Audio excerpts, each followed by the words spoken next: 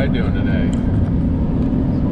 So it's Father's Day weekend. We got good weather. My son's not quite big enough to go fishing with me yet, so I'm on a solo trip.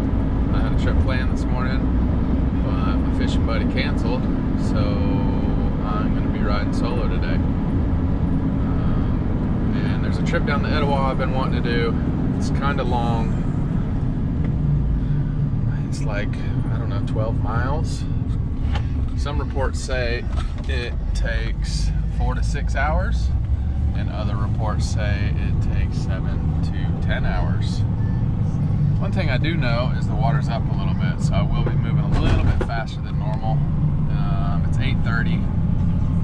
Probably by the time I launch, it'll be closer to 9. So if it takes 4 to 6 hours, I'll be good. I need to get back to the house by 4 o'clock tonight. And I'm solo, and I'm going down the river, which means I'll have to call an Uber or a cab to get myself back up to the car. So rolling the dice here a little bit. But it's a trip I've been wanting to do for a while, so we're going to see how it goes. I don't necessarily recommend going in uncharted or unexplored waters solo, but it's all class 1s, pretty mellow river, and I'll be wearing my life jacket the whole time, and I do this quite a bit, so I got a good bit of confidence in myself that everything will be fine. So yeah, stay tuned.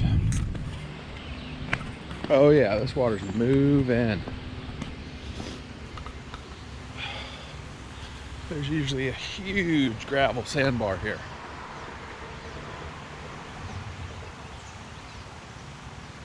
So it's up like at least 1.5 feet, 2 feet. Yeah, I don't know how I'm even gonna stop and fish.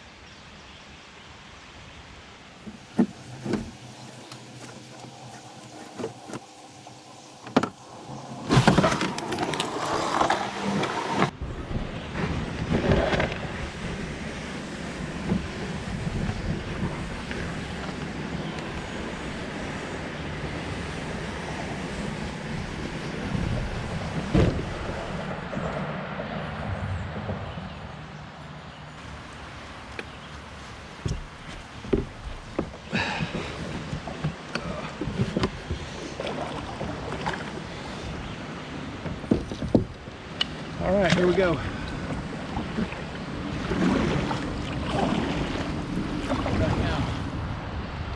Fast moving water today, that's going to be the weapon of choice, just a chartreuse and white spinnerbait.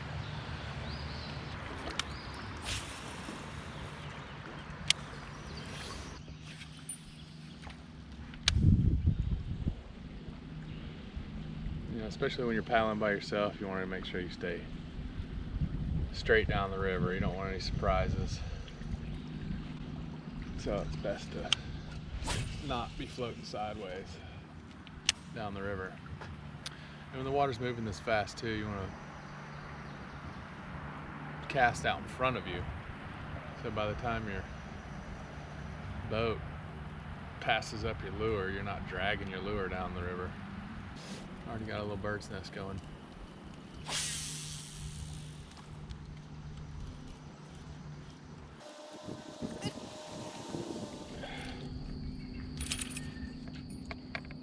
First fish, and it don't look like a spot. Oh, it's a little bitty guy. Little bitty thing. I don't know. It looks like his jaw's a maybe largemouth, but I don't know. He's hungry though. Y'all let me know if there's another kind of bass in this river besides largemouth and spotted bass. Maybe that was it. It had some funky markings on it.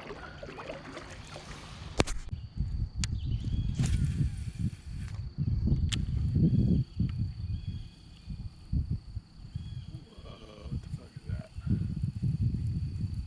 Did y'all see that? That was a fucking beaver. beaver, carp eating the top.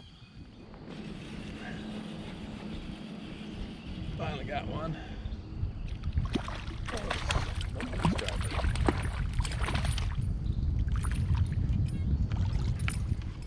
Yes, sir. Can you lift these things? Hey, calm down. Calm down. Oh, he's in the boat now.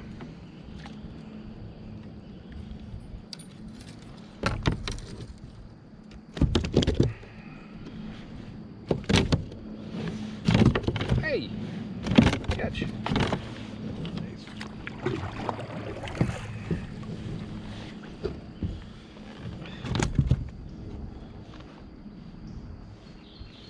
There we go. Guess that's a little hybrid or something.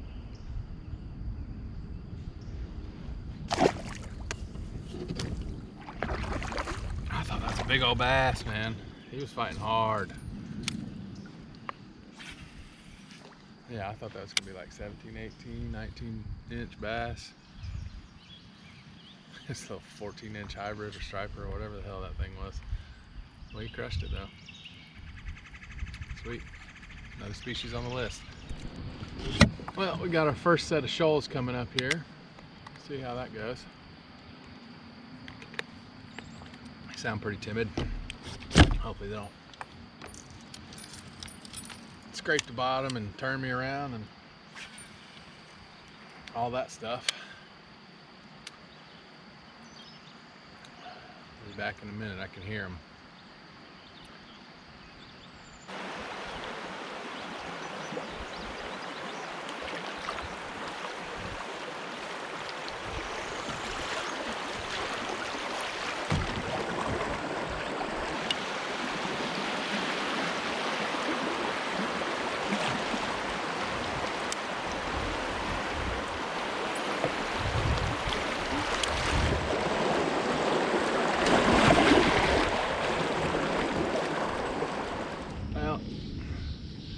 Been a couple hours since that little hybrid bass and I haven't caught nothing.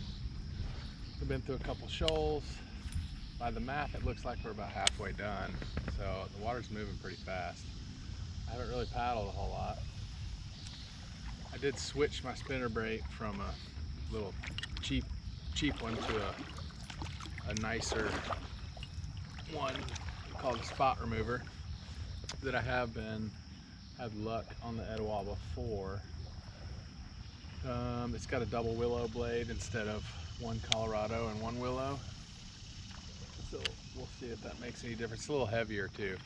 I was noticing the first spinnerbait was 1/4 ounce. It wasn't getting down very well, so that might be the ticket. We'll see, but you know, it's slowed down quite a bit. I don't know. We'll be back if we catch fish. If not, that's going to be a short video. Sometimes when the fishing's slow, you just gotta lean your chair back and enjoy the float. It's about 11 o'clock now. Turn a little reggae on and keep on floating. I got about 2 more hours before I really need to paddle. So I still got to Uber up to my car, then drive my car back down, load up the kayak. When I do solo trips like this, going in a place where Uber is available is kind of nice. I keep a cable lock in my kayak so I can lock my boat up at the bottom of the river while I go get my car. Usually it doesn't take but 20-30 minutes to go get my car, so it's not a whole lot of time where it's sitting there kind of vulnerable, but it works. I used to do it on the Chattahoochee now. This is going to be the first time I've done it in Cherokee County. Hopefully there's an Uber available. That's the only caveat, is if you get to the bottom and there's no Uber available. But at least if you have service, you could call a taxi. But then again, that could take a lot longer for them to drive over there, find you, and blah, blah, blah. But I am on a time limit today, so hopefully there is an Uber. Otherwise, I'm going to get in trouble. I'm going to be late for the babysitter pickup. but we'll see. Right now I'm just got my chair leaned back and chilling out. We'll be back. I'm sure I'll start fishing again. All right, so I got 3 bites in the last couple minutes, and the third one was actually hooked up. And this has got one of those kind of V-shaped rapids here. I wouldn't doubt that this is one of those fish weirs.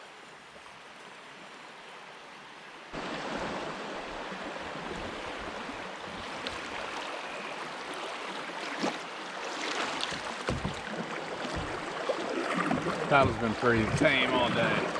All right, we got almost noon. Let's check, see where we are. So we got on about 8:45, I guess. 5, 10:45, 11:45. Been here for 3 hours.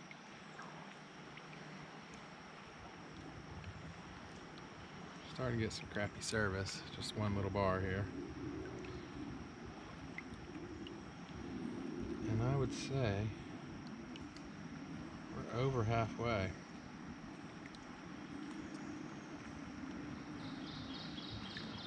But we're gonna have to do some paddling, looks like. We got about 4 bends to go still. So our power fishing is gonna turn into power paddling in about an hour.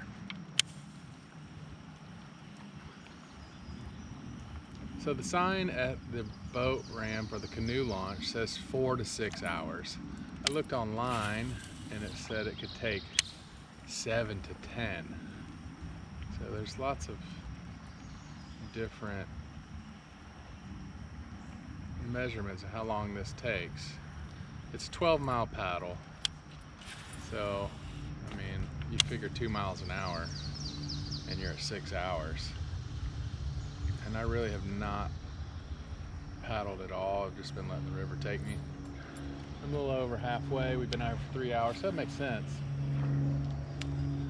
10:30, 11:30. Yeah, that's about right. Been out here 3 hours, a little over halfway. So, with the water being high, I've been making just over 2 miles an hour.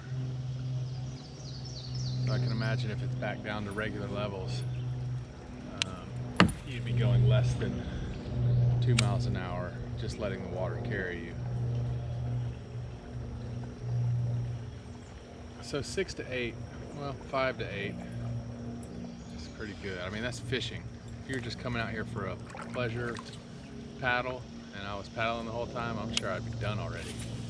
So that's where the 4 comes from. You know, if you were paddling, you'd be getting 3, sometimes 4 miles per hour. Maybe more, I don't know. I'm always fishing, so I don't really ever calculate that.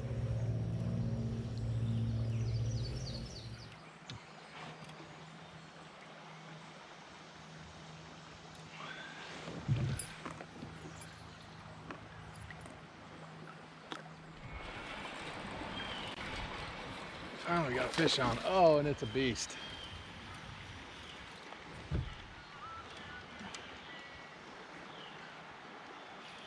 It's a fucking beast.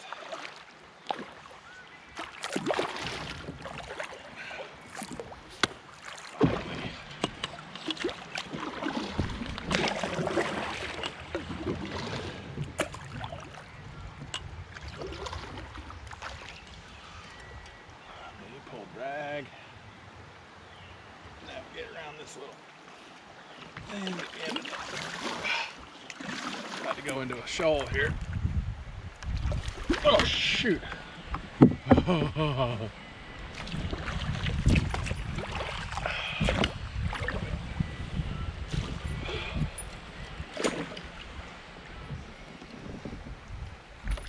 Yeah, that's a fucking fat ass spotted bass. Holy shit.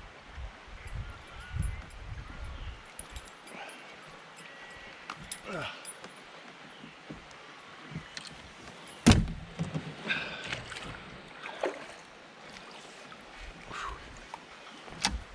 right.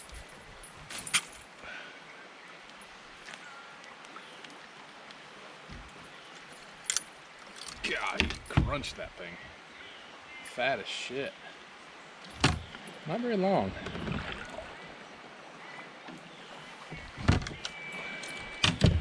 But definitely crunched it.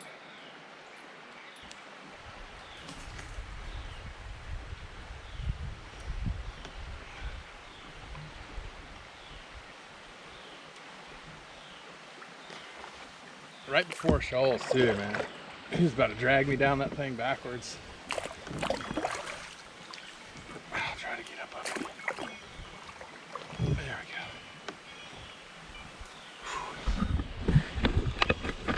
go. See you later, boy.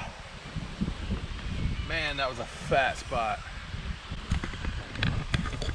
Finally, we've been fishing all day. We caught that little hybrid and that little bitty bass to start with.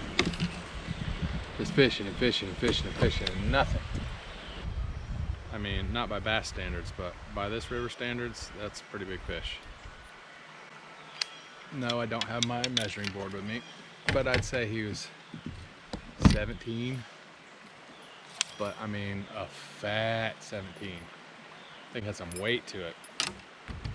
3 pounds, 3.5 pounds. Solid. It's been a cool trip. Definitely run this river and spend all day from sun up, sundown out here. Working some more spots a little bit longer. I mean, literally, I've just been power fishing. I haven't stopped but one time, and that was to take a whiz. So every laydown gets one cast, and that's about it.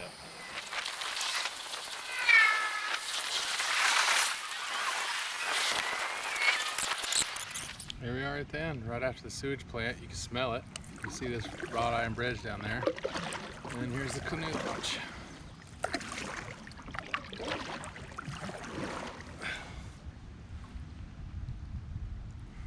We made it.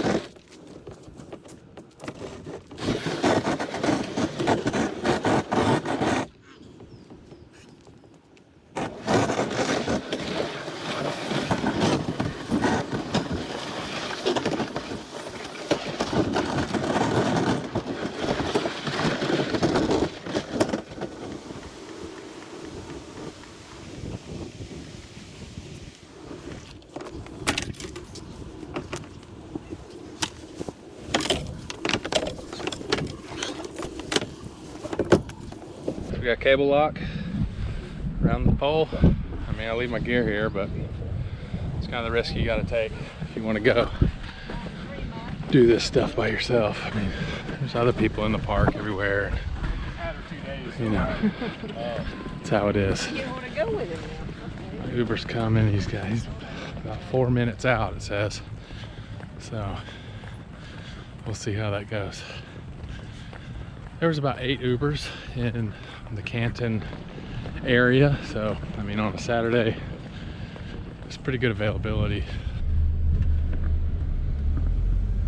And that's it. Uber driver dropped me off on the street. We're just coming down here now, pick up the Element. What a cool float that was. I definitely would do that again. Man, there's like a ton of cars here. I guess some people got a late start, but holy cow, there's all kind of cars. Maybe this is not of a unknown trip as I thought.